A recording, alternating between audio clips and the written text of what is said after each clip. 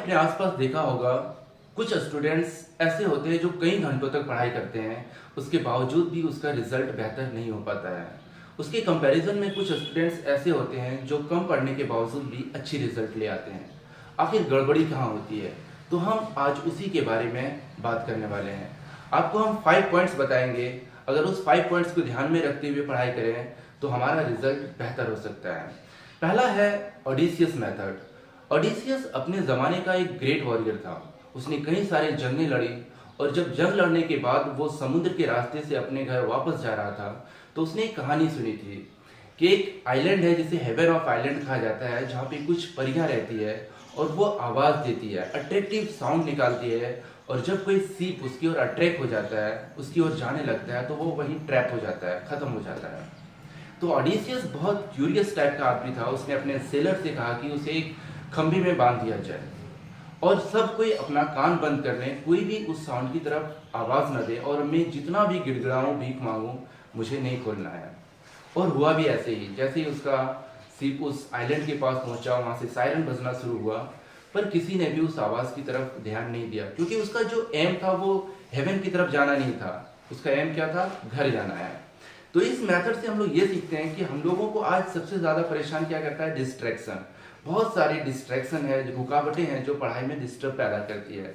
Mobile phone है, 24 hours internet होता है, व्हाट्सअप है, इंस्टाग्राम है, फेसबुक है, हम इन चीज़ों में बिजी हो जाते हैं। तो पहले ये करना है कि जब भी पढ़ाई करने बैठें तो ये सब चीज़ों को साइड में रखें, मोबाइल फ़ोन स्विच ऑफ रखें या दूसरे कमरे में रखें।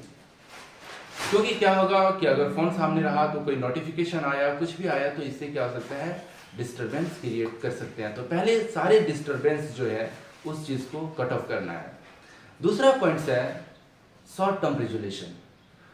जब हम लोग पढ़ाई करने बैठे हैं या फिर हम लोग कई बार ये सोचते हैं कि यार नेक्स्ट डे से 12 आवर पढ़ूंगा, 15 आवर पढ़ूंगा, पर ऐसा पॉसिबल नहीं हो पाता है। जब हम लॉन्ग टाइम के लिए सोचें तो शॉर्ट टर्म रेजोल्यूशन लिया करें। जैसे कि फर्स्ट डे 2 आवर्स पढ़ें, उसको कुछ देर तक कंटिन्यू रखें, फिर 3 आवर्स, फिर 4 आवर्स, धीरे धीरे इंक्रीजमेंट करना है। अचानक से अगर हम लोग सोच लें कि यार पूरे साल चिकन नहीं खाना है, तो ये पॉसिबल नहीं हो सकता है। तीसरा है पोमोडोरो टेक्निक। पोमोडोरो टेक्निक कहते हैं कि जब कोई काम कर रहे हो तो कुछ समय के बाद गैप लिया जाए। जैसे अगर हाफ आवर पढ़ते हैं तो 5 मिनट्स गैप ले लें, 1 आवर पढ़ रहे हैं तो 10 मिनट्स गैप ले लें।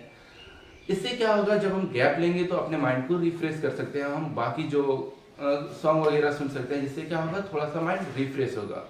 लेकिन ये चीज़ हम लोग अपने अपने कैपेसिटी के अनुसार कह सकते हैं। अगर कोई 1 आवर तक कॉन्सेंट्रेट लगातार कर सकता है तो उसके बाद वो 5 मिनट्स का गैप ले लें। चौथा होता है प्रेटो प्रिंसिपल। प्रेटो प्रिंसिपल के अनुसार कहता है कि दुनिया में 20% जो इनपुट होता है वो 80% इनपुट को देता है। यानी कि अगर हम लोग इंडिया में बात करें तो 20% किसान जैसे 80% लोगों को खिला रहा है। स्कूल में बात करेंगे तो 20% स्टूडेंट्स ऐसे होते हैं जो 80% वर्क करते हैं, प्रोजेक्ट बनाते हैं। अगर 5 स्टूडेंट्स का ग्रुप है तो उसमें से 1 स्टूडेंट्स ऐसे होंगे जो सबसे ज़्यादा काम करेंगे। तो करना क्या है? पूरे साल भर सिलेबस को ध्यान में रख के पढ़ना है, बुक्स पढ़ाई करना है, बट एग्जाम के लास्ट में हम जो इम्पोर्टेंट नोट्स है, जो प्रीवियस ईयर क्वेश्चन है, वो सब चीज़ों को ध्यान में रखना है। और वैसे स्टूडेंट्स का नोट जो एग्जाम में बेहतर करता है उस चीज़ को ज़्यादा फोकस करना है।